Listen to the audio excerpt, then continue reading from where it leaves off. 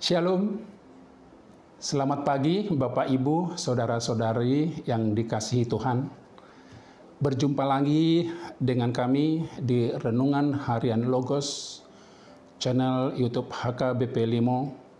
Pada hari ini, Senin tanggal 25 November 2024. Yang menjadi topik renungan kita pada pagi hari ini, sebelum kita melakukan aktivitas, mari saudara-saudaraku membaca dan merenungkan firman Tuhan yang tertulis dalam kitab Lukas pasal 15 ayat yang ke-18. Demikian firman Tuhan. Aku akan bangkit dan pergi kepada Bapakku dan berkata kepadanya, Bapa, aku telah berdosa terhadap sorga dan terhadap Bapa. Demikian firman Tuhan. Saudara-saudaraku yang dikasihi Tuhan,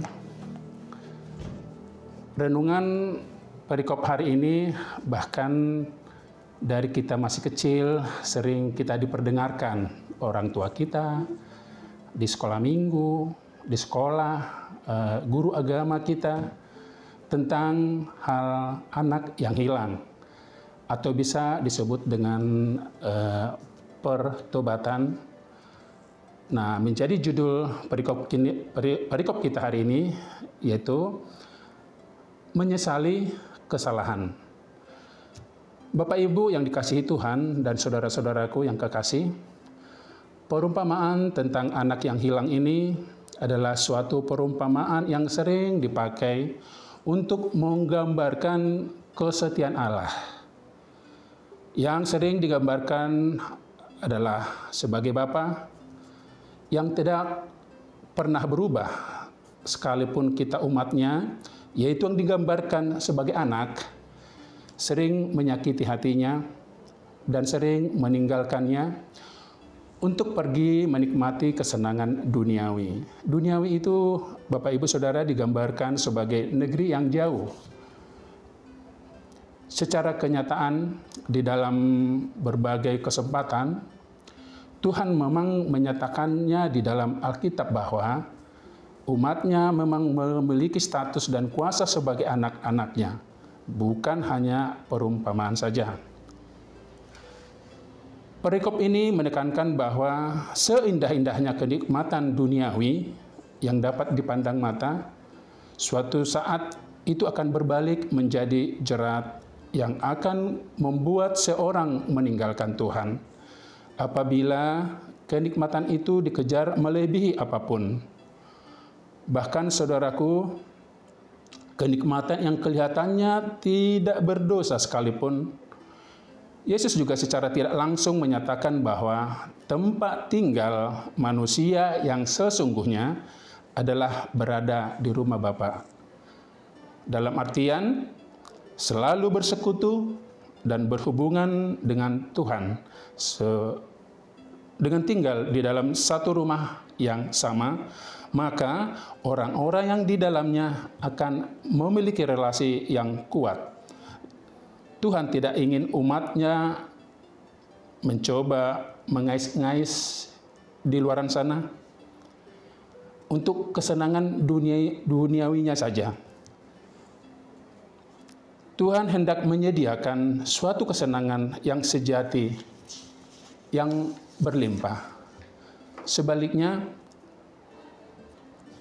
anaknya yang sulung sekalipun memang tidak pergi dari rumah bapaknya, yang ditinggalkan oleh anak yang pergi jauh dari rumah bapaknya. Tetapi anaknya bekerja bersama dia dengan bapaknya, berorientasi pada upah yang akan dilakukan.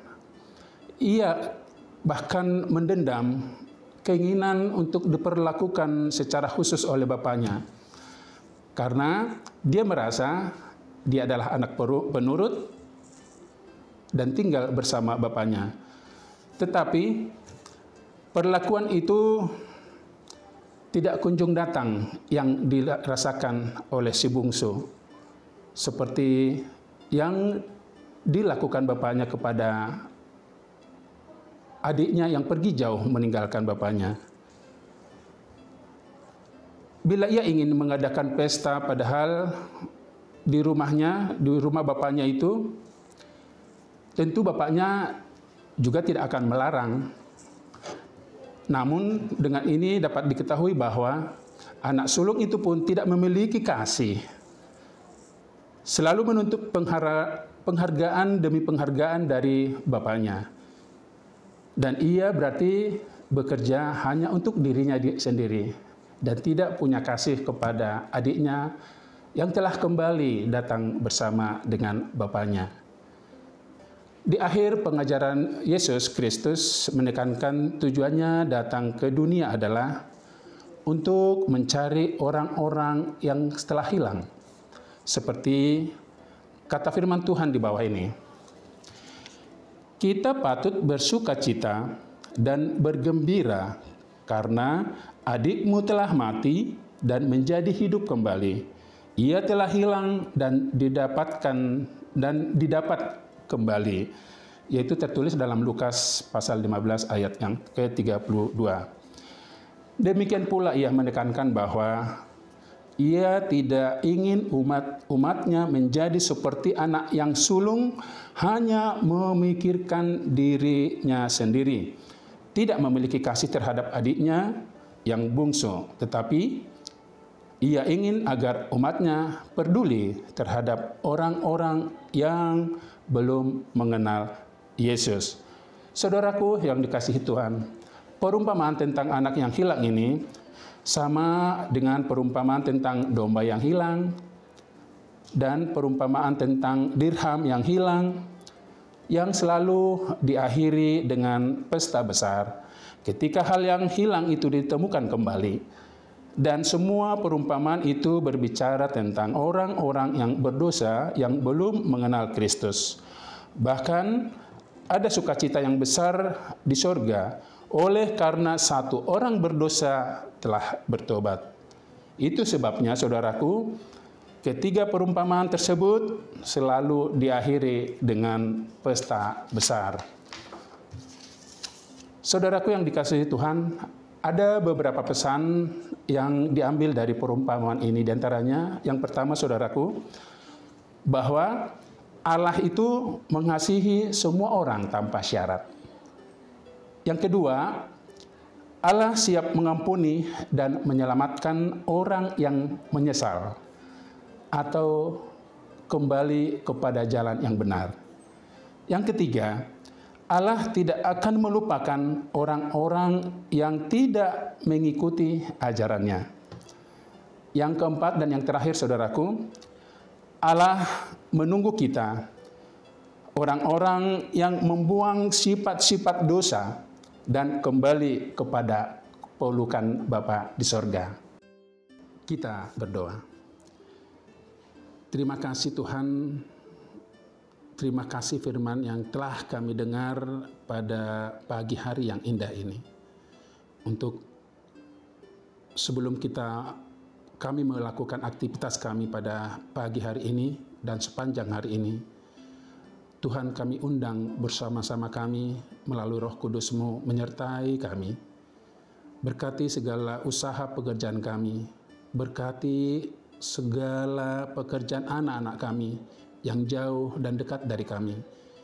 Tuhan, firman yang telah kami dengar, agar kiranya kami boleh menyesali segala kesalahan yang telah kami lakukan dan menjauh dari Tuhan. Bahkan kami bisa menyia-nyiakan firman yang telah Tuhan perdengarkan kepada kami. Ampunkan kami Bapa dari segala pelanggaran kami, agar kami boleh kembali ke pelukan-Mu yang kudus. Tuhan, sebelum kami beraktivitas, kami mohon Roh Kudus-Mu menyertai segala langkah pekerjaan kami pada hari ini.